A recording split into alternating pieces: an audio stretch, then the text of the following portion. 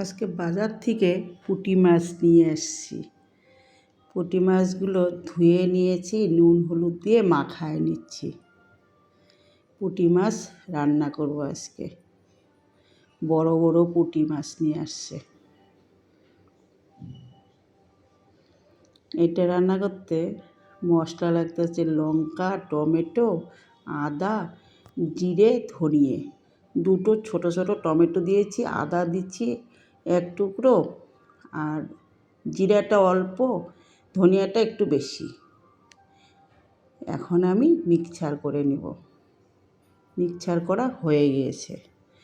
এখন আমি প্যানে সরষের তেল ঢেলে দিয়েছি, মাছগুলোকে ভেজে নিব।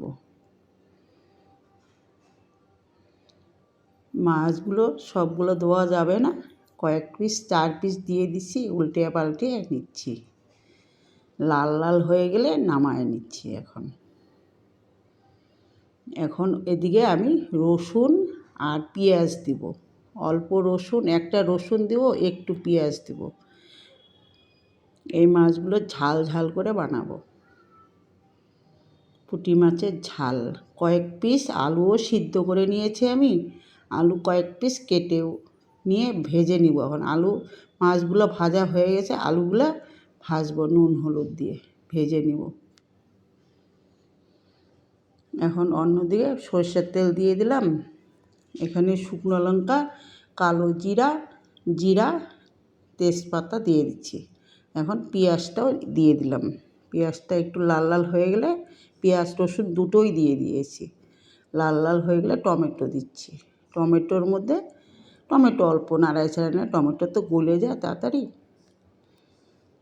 এখন আমি মশলাটাকে ঢেলে দেব, কড়া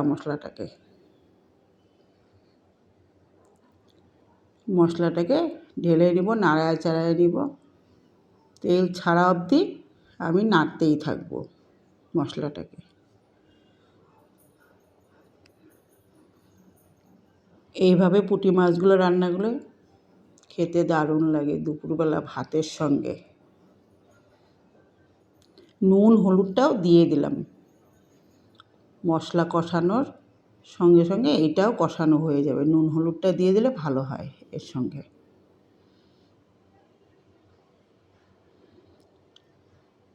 এটা আমার ভাজি হয়ে গেছে। আলুগুলো দিয়ে দিব এখন, ভাজা আলুগুলো। ভাজা আলুগুলো ঢেলে দিচ্ছি। লাল লাল করে ভেজে নিয়েছি আমি। এটা তো সিদ্ধ আলু, বেশিক্ষণ লাগে না। আলুটার সঙ্গে মশলাটাকে মিলায় নিব। এখন আমি জল ঢেলে দিচ্ছি। এটা মাখা মাখা হবে, বেশি ঝোল লাগে, জলটা লাগে না।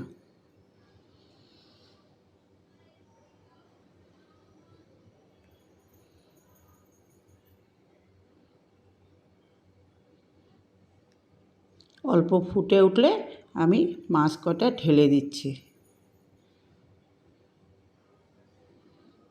রান্নাটা ভালো লাগলে একটা লাইক দিবেন। লাইক দিলে রান্না করতে উৎসাহ লাগে। এখন তো ধনিয়াকে ছাড়া যাবে না, ধনিয়াতে অল্প ঢালতেই হবে। মাছের ঝাল যেহেতু, পুঁটি মাছের ঝাল, একটু ধনিয়া দিতেই হবে। আমার রান্না কমপ্লিট।